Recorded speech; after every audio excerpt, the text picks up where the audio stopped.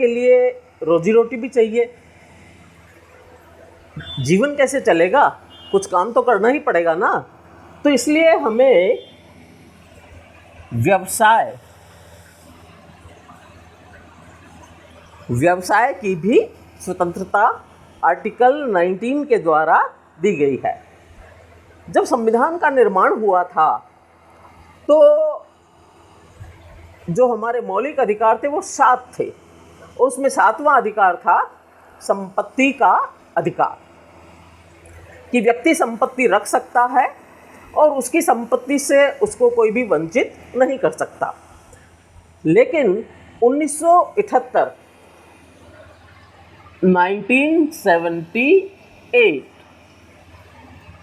मोरारजी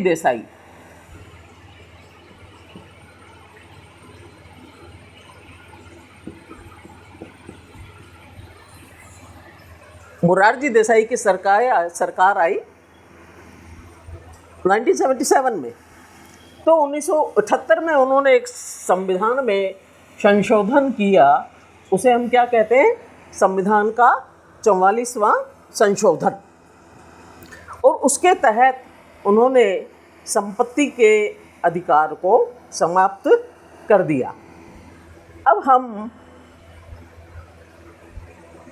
संपत्ति यदि हमारी राज्य हित में हमसे यदि ली जाती है तो सरकार या राज्य उसको ले सकता है। बस इतना है कि हमें उसका उचित मुआवजा मिल जाता है। अब वो उचित कितना होगा ये भी कौन डिसाइड करता है, सरकार डिसाइड करती है। अब आर्टिकल 19 के बाद आज हम देखेंगे, आज हम 2 आर्टिकल्स को कवर करेंगे। दोनों ही इम्पोर्टेंट हैं क्योंकि दोनों ही आर्टिकल 19 से हमारा 19 से लेके आर्टिकल 19 से 22 ये किससे संबंधित है?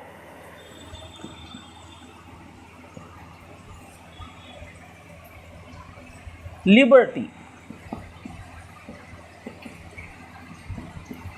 आर्टिकल 19 से 22 ये किससे संबंधित है? स्वतंत्रता से।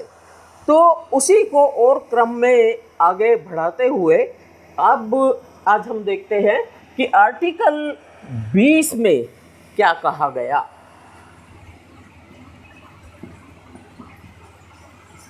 आर्टिकल 20 भी 19 का आगे है। 19 में भी हमें स्वतंत्रता प्रदान की गई और 20 भी हमें बहुत से राइट्स प्रदान करता है अपनी स्वतंत्रता को बनाए रखने के लिए। तो आर्टिकल 20 में कहा गया, किसी भी अभियुक्त को या दोषी को उसके विरुद्ध मनमाने और अतिरिक्त दंड से संरक्षण प्रदान करता है। हमें बेवजह दंड से संरक्षण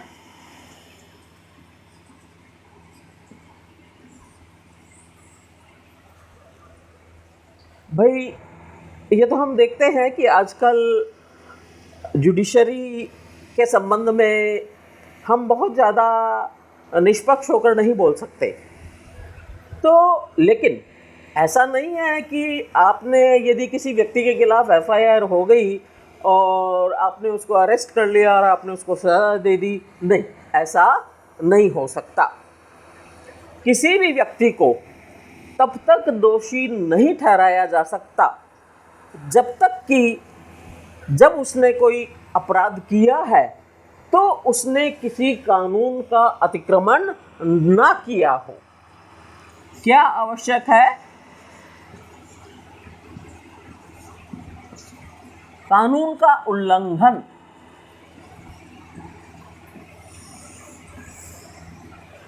आर्टिकल 20 वो क्या कहता है कि व्यक्ति को तब तक कोई पनिशमेंट नहीं मिलेगा जब तक उस समय लागू कोई भी कानून उसने किसी कानून का उल्लंघन ना किया हो।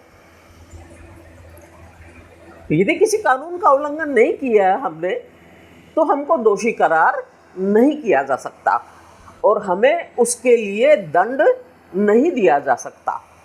और ये कैसे मालूम चलेगा कि हमने किसी कानून का उल्लंघन किया है अथवा नहीं किया है?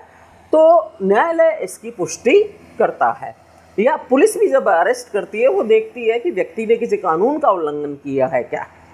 तो यदि किसी ने किसी कानून का उल्लंघन नहीं किया है तो व्यक्ति को आप उसको दोषी करार नहीं कर सकते। उस समय जो कानून था और उस व्यक्ति ने उस समय प्रचलित किसी कानून का उल्लंघन नहीं किया है तो उसे दंड नहीं दिया जा सकता। अब इसके बाद आ जाता है दूसरा कि किसी भी व्यक्ति को, यह भी हमारा आर्टिकल 20 ही चल रहा है, हमें संरक्षण प्रदान करता है। किसी भी व्यक्ति को अपराध से एक बार से अधिक दंडित नहीं किया जा सकता। माना किसी व्यक्ति ने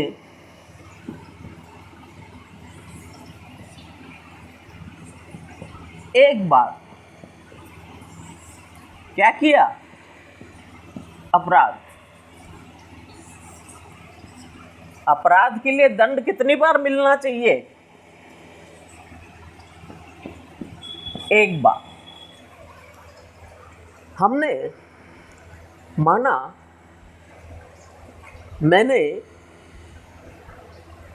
अपनी गाड़ी से कोई बिजली का पोल है उस पर टक्कर मार दी, मेरी भी गाड़ी का नुकसान हुआ, बिजली के पोल का भी नुकसान हुआ, लेकिन गलती तो किसकी है? मेरी। बिजली का पोल तो नहीं आया गाड़ी के पास कि ये लोग टक्कर मारते हैं, टक्कर तो गाड़ी ने मारी है, सज़ा मुझे मिलेगी। मामला जो है पुलिस में गया, न्यायालय में गया और न्यायालय ने हमको कहा कि आपको 20,000 रुपये का जुर्माना आपको भरना पड़ेगा और 1 महीने की सज़ा। ठीक है, अपराध किया है तो दंड तो मिलेगा, तो हमने उसको भुगत लिया, बात खत्म। अब इसके बाद ये नहीं हो सकता कि और किसी व्यक्ति ने जाके पुलिस में बोला कि भाई हम चाहते हैं कि मैडम को एक बार और सज़ा दे दो, मैडम को एक बार और सज़ा दे दो, पोल तो थोड़ा ही था। लेकिन ऐसा नहीं हो सकता। यदि किसी ने कोई दंड किया है, यदि किसी ने कोई अपराध किया है तो उसे उस अपराध की सज़ा एक ही बार मिलेगी। ये नहीं है कि एक अपराध कर लिया तो उसके लिए जब मन आया तो फिर सज़ा दे दी, जब मन आया तो फिर सज़ा दे दी, ऐसा नहीं हो सकता। फिर आर्टिकल 20 कहता है कि व्यक्ति को अपने विरुद्ध गवाही देने के लिए आप बाध्य नहीं कर सकते। आपको पता है कि जब कोई व्यक्ति जेल में होता है और पुलिस के गिरफ्त में होता है तो पुलिस उससे यदि कोई बड़ा माना, हम ये देखते हैं कि कई बार किसी ने कोई मर्डर कर दिया, कुछ भी कोई बड़ा घिनौना अपराध कर दिया और हमें लगभग ये मालूम सा होता है कि इस व्यक्ति ने अपराध किया है, तो भी किसी भी रूप में आप उस व्यक्ति को अपने विरुद्ध गवाही देने के लिए बाध्य नहीं कर सकते। आप किसी भी रूप में उसको गवाही देने के लिए बाध्य नहीं कर सकते। हम पुलिस में तो देखते हैं कि जब हमें पूछते हैं अक्सर कि पुलिस रिमांड में है कि जुडिशियल, तो पुलिस रिमांड में चूँकि पुलिस कुटाई बहुत करती है, पुलिस उगलवाना चाहती है और उसके लिए वो शारीरिक प्रताड़ना बहुत देती है। तो यदि वास्तव में किसी ने कोई अपराध किया है तो वो बता ही देता है, लेकिन आजकल वो भी नहीं है, आदमी नहीं बताता।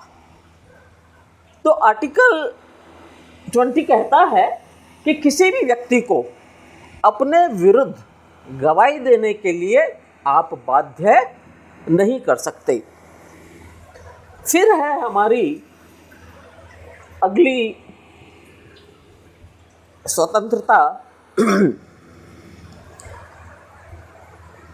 प्राण और दैहिक स्वतंत्रता।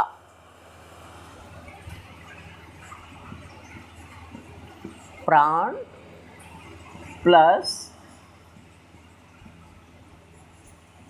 दैहिक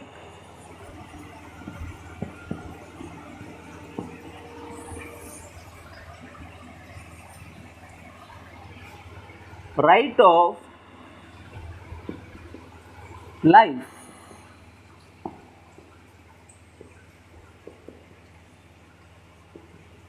right of liberty, ये दोनों हमको प्रदान किए गए हैं। तो किसी भी व्यक्ति की आप उसके प्राण उससे छीन नहीं सकते। हर व्यक्ति को अपने प्राणों की रक्षा करने का अधिकार है। इसके बाद उसको अपनी दैहिक स्वतंत्रता का अधिकार भी आर्टिकल 21 देता है। और इससे आर्टिकल 21 बोलता है कि व्यक्ति की पर्सनल लिबर्टी और उसकी लाइफ, उसको उससे तभी वंचित किया जा सकता है विधि द्वारा स्थापित प्रक्रिया के अनुसार ही वंचित किया जा सकता है। क्या हमने बोला कि किसी भी व्यक्ति की जीवन और उसकी स्वतंत्रता से व्यक्ति को कैसे वंचित किया जा सकता है? विधि द्वारा स्थापित प्रक्रिया के अनुसार ही उसको वंचित किया जा सकता है, अन्यथा नहीं। आप किसी को किसी की जीवन या उसकी जो लिबर्टी है उससे आप उसको वंचित नहीं कर सकते। यहाँ मैं आपको एक सुप्रीम कोर्ट का एक डिसीजन बताऊंगी।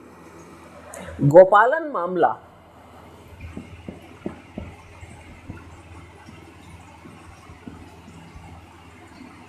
गोपालन मामला ये सुप्रीम कोर्ट में था कब? 1950। तो 1950 में सुप्रीम कोर्ट ने गोपालन मामले में आर्टिकल 21 की बहुत सूक्ष्म व्याख्या की, बहुत सूक्ष्म, बहुत माइन्यूटली देखा कि भाई इस आर्टिकल में क्या हो सकता है और क्या नहीं हो सकता है। और यहाँ मैं आपको एक बात और बता देती हूँ कि सुप्रीम कोर्ट की हर बात 129 आर्टिकल 129 के अनुसार एक वजीर बन जाती है, एक डॉक्यूमेंट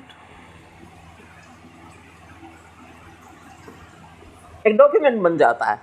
और आगे आने वाले समय में फिर जो यदि किसी व्यक्ति ने वैसा ही अपराध किया है तो सुप्रीम कोर्ट 129 के अनुसार उस व्यक्ति को वो ही सजा होगी जो पहले वाले को हुई है। तो इसलिए सुप्रीम कोर्ट अपना हर फैसला बहुत सोच समझकर करता है, क्योंकि सुप्रीम कोर्ट का हर फैसला एक वजीर बनता है। तो 1950 में सुप्रीम कोर्ट ने सोचा, सुप्रीम कोर्ट के सामने गोपालन मामला इनका केस आया और इसमें सुप्रीम कोर्ट ने आर्टिकल 21 की बहुत डिटेल में और बहुत सूक्ष्म व्याख्या की। तो उन्होंने कहा, सुप्रीम कोर्ट ने उस टाइम बोला कि मनमानी कार्यकारी प्रक्रिया के विरुद्ध सुरक्षा उपलब्ध है। व्यक्ति को मनमानी कार्यकारी के विरुद्ध सुरक्षा उपलब्ध है, ना कि विधानमंडल। यह फैसला चलता रहा 1950 से लेके 1950 से लेके 1978 तक जो हमारा आर्टिकल 21 है उसमें क्या लागू होता था कि यदि आवश्यकता है तो आप व्यक्ति पर प्रतिबंध राज्य लगा सकता है उसकी लिबर्टी पर। लेकिन मेनका गांधी का मामला आया 1978 में। मेनका मामले में 1978 में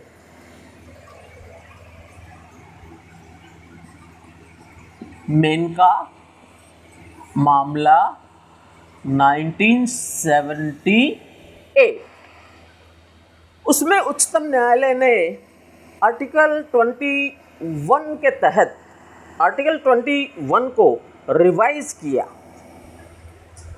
आर्टिकल 21 को रिवाइज किया और उन्होंने बोला कि मेनका गांधी का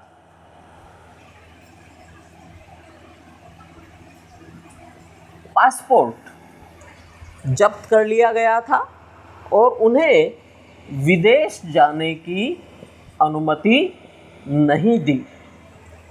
वो सुप्रीम कोर्ट चली गई।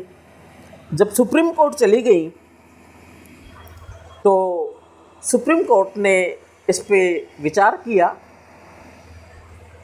और विधानमंडल को ये कहा कि नहीं, ये अधिकार आपको नहीं है, क्योंकि ये विदेश जाना इनकी क्या थी,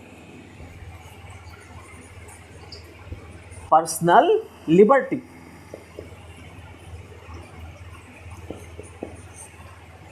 हम यदि कोई नुकसान किसी को नहीं पहुंचा रहे हैं, किसी व्यक्ति को, राज्य को, या हम किसी नियम का उल्लंघन नहीं कर रहे हैं, तो आप हमें आर्टिकल 21 में जो right of life, right of personal liberty, उसका हनन नहीं कर सकते। तो ये 1978 में सुप्रीम कोर्ट ने 1950 का जो गोपालन मामला था उसको क्या किया, रिव्यू। उसको क्या किया, रिव्यू।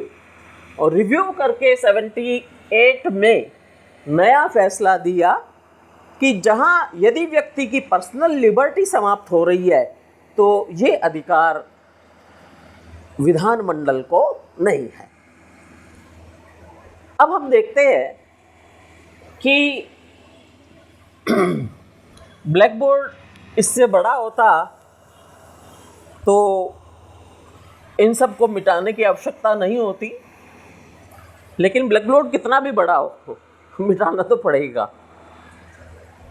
सुप्रीम कोर्ट ने प्राण की स्वतंत्रता की व्याख्या करते हुए इसके विस्तार का आशय बताया। प्राण, ये शब्द बहुत अच्छा है। प्राण, प्राण से क्या मिलता है, जीवन। और जीवन में हमें किसकी जरूरत होती है,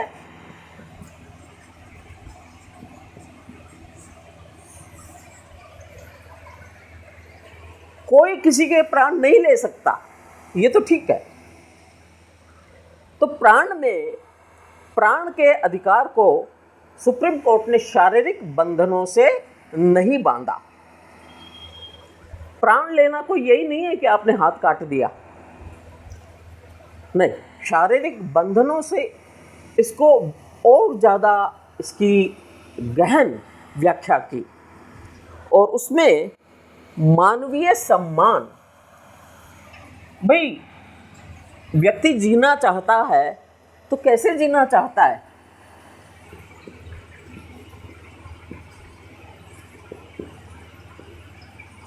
मानवीय सम्मान के साथ हम जीना चाहते हैं। कैसे जीना चाहते हैं, मानवीय सम्मान के साथ।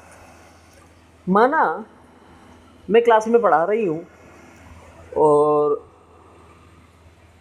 मनचले विद्यार्थी तो आते ही हैं क्लास में, तो उनको लगा कि ये मैडम क्या पढ़ा रही हैं, इनको पढ़ाना वढ़ाना आता नहीं है। तो उसने एक चौक जो थी वो फेंक दी।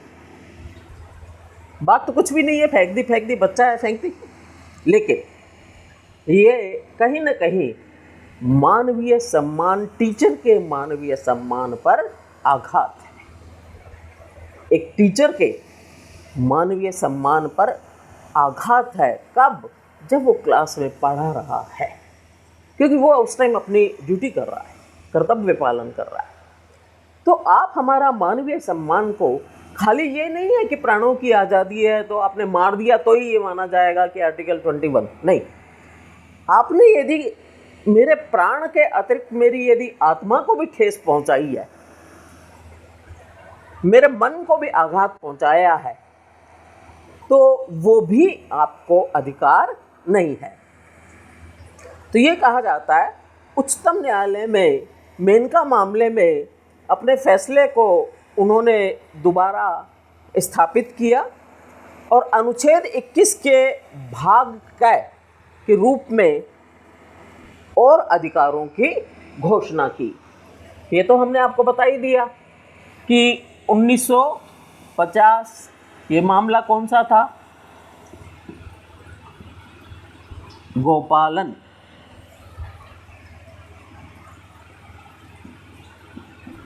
आर्टिकल 21। और उसके बाद कौन सा मामला आया? मेनका मामला। ये कब है? 1978। इसमें आर्टिकल 21 की पुनः व्याख्या की। किसने की? Supreme court. उसमें और बहुत सी अनेकों स्वतंत्रताओं को जोड़ा गया। भाई आप ये देखते हो कि यदि कोई व्यक्ति बहुत परेशान है, परेशान तो किससे होगा? जीवन से, क्योंकि हम हो जाते हैं, जीवन से भी परेशान हो जाते हैं। अनेकों तनाव। भारत में हम देखते हैं तो कितने लोग ऐसे हैं जो एक सामान्य जीवन जी रहे हैं। हमारी करोड़ों की जनसंख्या है, करोड़ों की जनसंख्या है, और उतने संसाधन किसी भी देश के पास नहीं हो सकते, हमारे पास तो नहीं है। तो आप देखते हो कि जो सड़कों पे लोग रहते हैं, झोपड़पट्टी वाले, वहीं उनका दिन उगता है, वहीं रात हो जाती है, वहीं बच्चा जन्म भी लेता है और वहाँ मृत्यु भी होती है। उनका जीवन उस सड़क पे ही है। तो क्या ये सम्मान का जीवन है क्या? नहीं। तो इस सम्मान के जीवन को भी समाप्त किया जाए। अब हम ये देखते हैं कि ऐसे तनाव में आके कई बार व्यक्ति क्या करता है, एक सामान्य व्यक्ति भी जो अच्छी ज़िंदगी जी रहा है लेकिन उस पर स्ट्रेस है। आजकल ये शब्द इसका बहुत प्रयोग किया जाता है। इस शब्द का प्रयोग ये है भी बहुत है। स्ट्रेस सब पर है, पैसे वालों पे भी है, मिडिल क्लास पे भी है, और जो बेचारा निर्धन है उस पर भी है। किसी पे कैसा स्ट्रेस है, किसी पे कैसा स्ट्रेस है। बुजुर्गों पे भी है, उनको वृद्धाश्रम में छोड़ जाते हैं। जो पेरेंट्स बेचारे बूढ़े हो गए तो उनको बच्चे अपने पास नहीं रखते हैं और वृद्धाश्रम में उनके पैसे देके और उनको वहाँ छोड़ जाते हैं। स्ट्रेस बच्चों पे है, पढ़ाई का स्ट्रेस है, युवकों पे है, युवतियों पे है, छोटे छोटे बच्चों पे है, भारी भारी बस्ते। स्ट्रेस, उतनी पढ़ाई बच्चा कर ही नहीं सकता जितनी किताबें उसको दी जाती हैं। तो स्ट्रेस से आके यदि किसी व्यक्ति ने क्या कर लिया, आत्महत्या, किसी व्यक्ति ने क्या किया, आत्महत्या। यदि आत्महत्या में मर गया तब तो ठीक है, मर गया तब तो कोई बात नहीं, यदि किसी की वजह से मिला है, मरा है, तो दंड उसको मिलेगा जांच के बाद। लेकिन किसी की वजह से नहीं मरा और उसने सुसाइड किसी के कारण नहीं की, अपने स्वयं की मन स्थिति के कारण उसने सुसाइड की, तो उसे सुसाइड करने का भी हक नहीं है। आर्टिकल 21 कहता है कि आपको आत्महत्या का अधिकार नहीं है। यदि आपने सुसाइड का कोशिश की, आप मरे नहीं, आप बच गए, तो आपको फिर किसके साथ जाना है?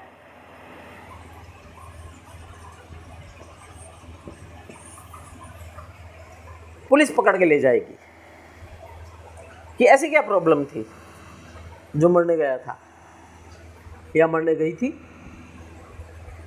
अब ये थोड़ी है कि प्रॉब्लम को पुलिस सल्टा देती ना, पुलिस सल्टाती भी नहीं, लेकिन स्टेट कहता है कि जियो,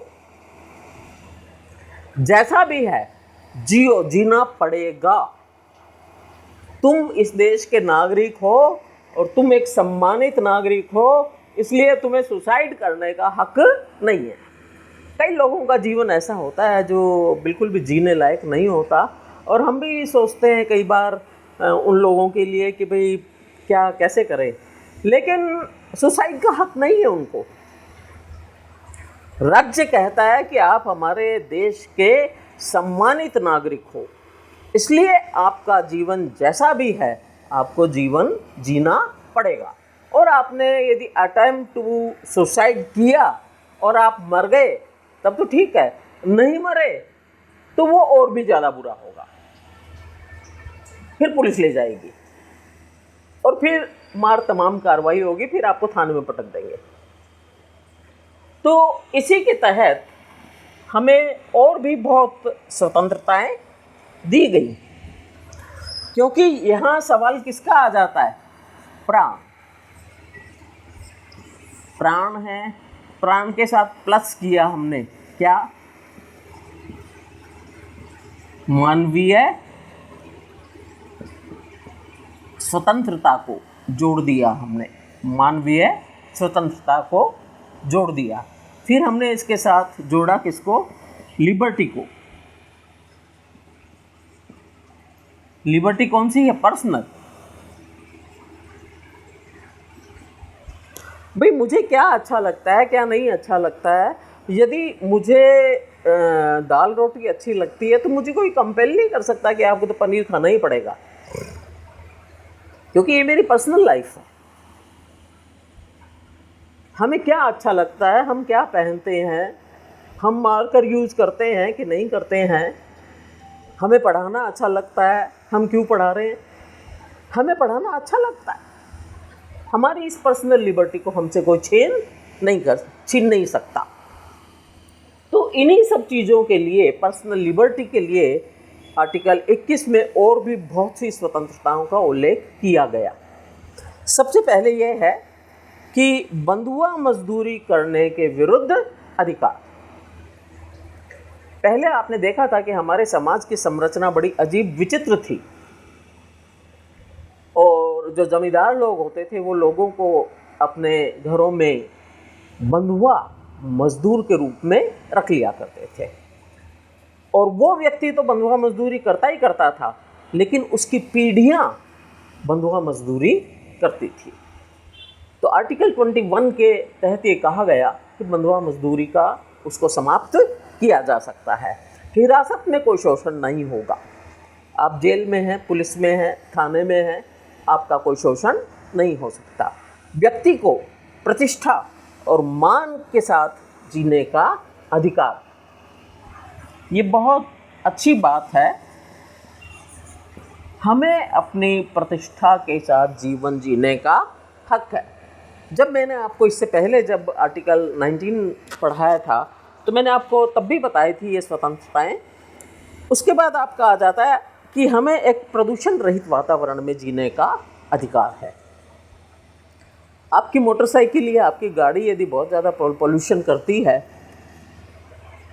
तो वैसे तो ये है कि आप पैसे दे के बच सकते हो, लेकिन कभी ना बचो तो गाड़ी को कौन ले जाता है? पुलिस। फिर आपको जाना पड़ता है छुड़वाने के लिए। तो आपको जो जुर्माना है वो देना पड़ेगा। हक तो है हमें, हक तो है कि हम एक प्रदूषण रहित जीवन जी सकें। अब ये हक कितना मिलता है ये बात दूसरी है। व्यक्ति को जीवन जीने का अधिकार हर व्यक्ति, उसका जीवन जैसा भी है, उसको जीवन जीने का अधिकार है। इस अधिकार के साथ आ जाता है ये जो निजता का अधिकार। मैंने आपको उस दिन भी इसके बारे में पढ़ाया था। निजता का अधिकार। आजकल आपने देखा होगा कि हर व्यक्ति अपने मोबाइल में पासवर्ड लगा के रखता है। क्यों? वही चाहता है भी मेरा जो कुछ भी है मोबाइल में वो कोई और दूसरा नहीं देख सके। आप किसी को भी बाध्य नहीं कर सकते कि अपना पासवर्ड बताओ, घर में भी नहीं कर सकते। ये हमारी क्या है? निजता का अधिकार। ये तो मैंने उदाहरण दिया है, मोबाइल वाला तो मात्र एक छोटा सा उदाहरण है। इसके अलावा हमें अपनी प्राइवेसी का, अपनी पर्सनल लिबर्टी का, अपनी निजता का अधिकार है। स्वास्थ्य का अधिकार। जब बच्चा जन्म लेता है तब से ही उसको स्वास्थ्य का अधिकार प्राप्त हो जाता है। उसको अनेकों टीके लगाए जाते हैं, उसका ध्यान रखा जाता है। जो प्राथमिक है वो सरकार उपलब्ध करवाती है। 14 वर्ष के बच्चों की आयु तक के बच्चों के लिए निःशुल्क एजुकेशन, इसको सरकार प्रोवाइड करवाती है। कानूनी सलाह लेने का हक। यदि किसी व्यक्ति ने कोई अपराध कर दिया लेकिन वो निर्धन है, वो किसी बड़े वकील को हायर नहीं कर सकता, तो ये राज्य का उत्तरदायित्व है कि वो उसको कानूनी सलाह उपलब्ध करवाए। अकेले कारावास में बंद होने के विरुद्ध अधिकार। सुनवाई का अधिकार। व्यक्ति ने कोई अपराध किया है और उसकी सुनवाई नहीं हो रही है तो ये कानून के विरुद्ध है, उसकी सुनवाई होनी चाहिए। हथकड़ी लगाने के विरुद्ध अधिकार। हर क्रिमिनल को हथकड़ी नहीं लगाई जाती, प्रत्येक क्रिमिनल को हथकड़ी नहीं लगाई जाती। फांसी के विरुद्ध अधिकार। विदेश यात्रा करने का अधिकार, जो अभी मैंने आपको 1978 में किसका मामला बताया था? मेन का। वो किससे संबंधित था? विदेश यात्रा। तो व्यक्ति को विदेश यात्रा करने का अधिकार है। आपातकालीन चिकित्सा सुविधा मिलनी चाहिए। ये राइट हमको स्टेट देता है कि यदि कहीं पे भी कोई आपातकाल, कोई घटना ऐसी घट गई है तो हमें आपातकाल चिकित्सा सुविधा मिलनी चाहिए। सरकारी अस्पतालों में समय पर उचित इलाज का अधिकार। जो गवर्नमेंट हॉस्पिटल हैं उनमें उचित समय पर उचित इलाज होना चाहिए और ये हमारा एक फंडामेंटल राइट की सूची में आता है। राज्य के बाहर जाने का अधिकार। निष्पक्ष सुनवाई का अधिकार। साथ ही एक कैदी के लिए जीवन की आवश्यकताओं का अधिकार। ये नहीं है कि कोई जेल में है तो आप उसको भूखा मारोगे, नहीं। उसकी जो मिनिमम आवश्यकताएं हैं, उसको खाना तो आपको प्रोवाइड करना पड़ेगा, खाना भी प्रोवाइड करना पड़ेगा, उसको सोने के लिए जगह भी देनी पड़ेगी। जो भी हमारी जीवन की जो नैसर्गिक आवश्यकताएं हैं, जो ज़रूरी हैं, वो सब आपको उसको उपलब्ध करवानी पड़ेगी। ये आर्टिकल 21 कहता है। महिलाओं के साथ आदर और सम्मान पूर्वक व्यवहार। करने का अधिकार। आपको ये बहुत अच्छी बात है, करनी भी चाहिए। महिलाओं का क्या किया जाना चाहिए? सम्मान।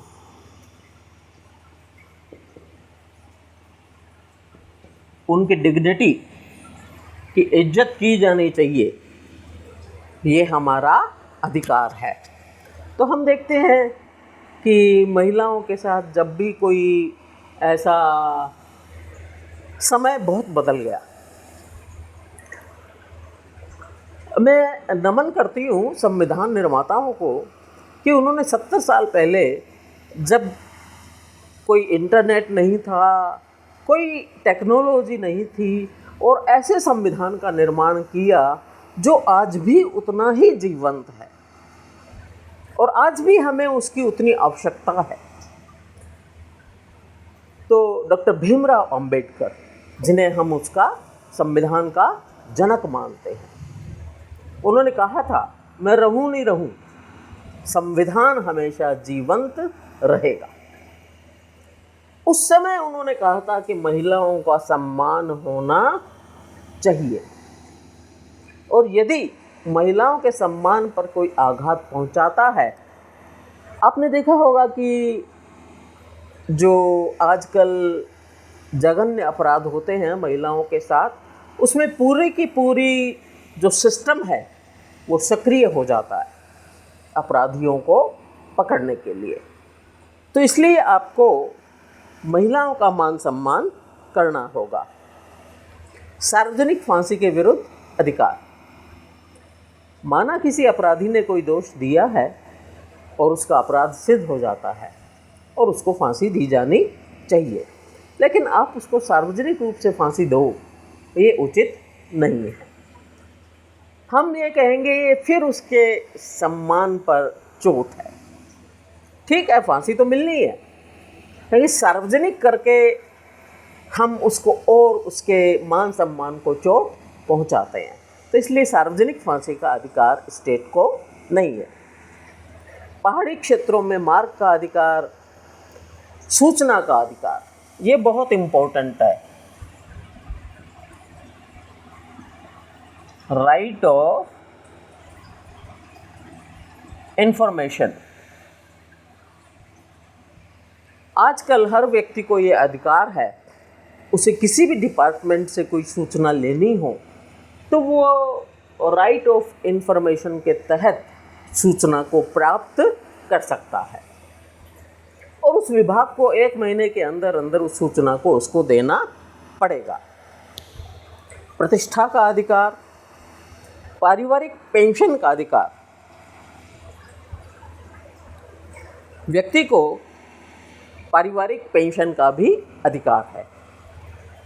माना पति नौकरी करता है, उसकी मृत्यु हो जाती है, तो उसको जो पेंशन मिलती है वो उसके परिवार को मिलेगी। सामाजिक और आर्थिक न्याय, ये मैंने आपको पहले भी बताया था कि हमारी जो प्रियम्बल